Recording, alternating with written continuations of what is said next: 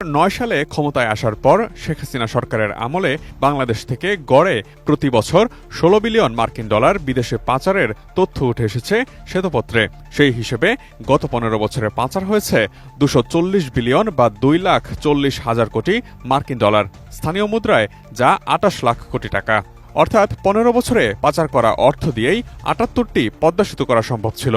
অর্থনীতির অবস্থা মূল্যায়নে গঠিত শ্বেতপত্র প্রণয়ন কমিটির প্রতিবেদনে এসব তথ্য উঠে এসেছে।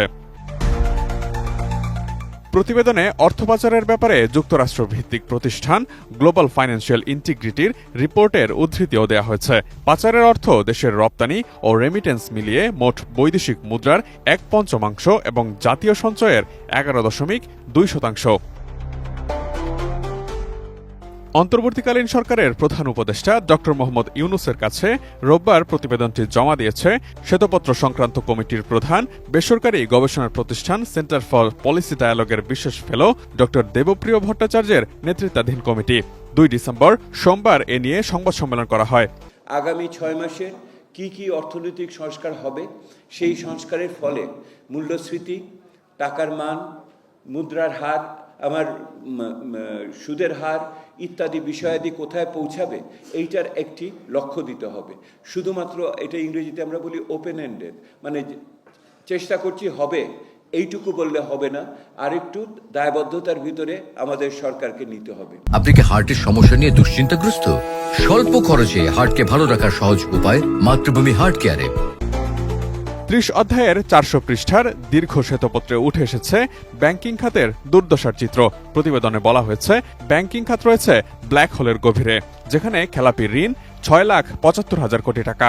এছাড়া বিগত 15 বছরে দেশের ব্যাংক খাতে যেই মন্দঋণ তৈরি হয়েছে তা দিয়ে 14টি মেট্রো রেল এবং 24টি পদ্মা সেতু করা যেত বলে জানিয়েছে শ্বেতপত্র কমিটি। ক্রনি ক্যাপিটালিজমকে বলতাম না, চামচা পুঁজিবাদ, তো চামচা পুঁজিবাদের থেকে কিভাবে চোরতন্ত্রে চলে গেল এক ক্লেপ্টোক্রেসির বাংলা কি হবে? এটা হলো চোরতন্ত্র।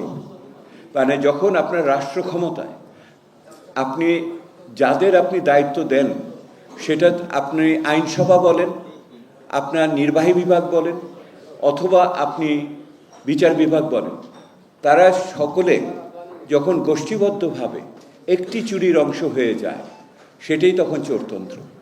এবং সেই চোরতন্ত্রের ভিতরে আপনি দেখবেন যে একটি রাজনৈতিক গোষ্ঠী, একটি আমলা গোষ্ঠী, এবং আমলা যখন বলি আমরা তখন উর্দি পড়া এবং উর্দি ছাড়া দুটোর কথাই বলছি, এবং এর সাথে আপনার রাজনীতিবিদ, আপনার ব্যবসায়ী এবং আমলা, এই 3 সহযোগ সৃষ্টি করা হলো আর কি।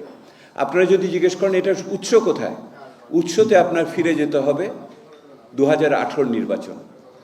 2018 নির্বাচনের পরে নির্বাচন কত হলো? 2024-এ শেষ। যে 3টি নির্বাচন হয়েছে, এই 3টি নির্বাচন এইটা বিষবৃক্ষ সৃষ্টি করেছে এই চোরতন্ত্রের। এবং এর ভিতর দিয়ে আমার দেশের ভিতরে যে মৌলিক গণতান্ত্রিক অধিকারগুলো ছিল, যে জবাবদিহিতার জায়গা ছিল, সেই জায়গাগুলো নিশ্চিহ্ন হয়ে গেছে। মন্দঋণ বা নন পারফর্মিং লোন হল এমন একটি ঋণ যা নির্ধারিত সময়ে সুদ বা মূলধন পরিশোধ করা হয়নি এবং ঋণগ্রহীতা কর্তৃক শোধ করার কোনো সম্ভাবনাও নেই, বা থাকলেও তা খুবই কম।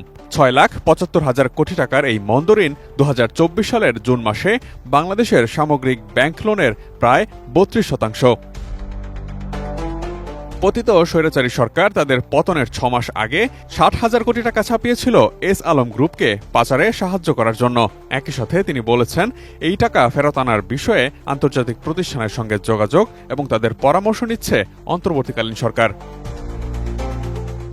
Imtiaz Alam, desk report, ATN news.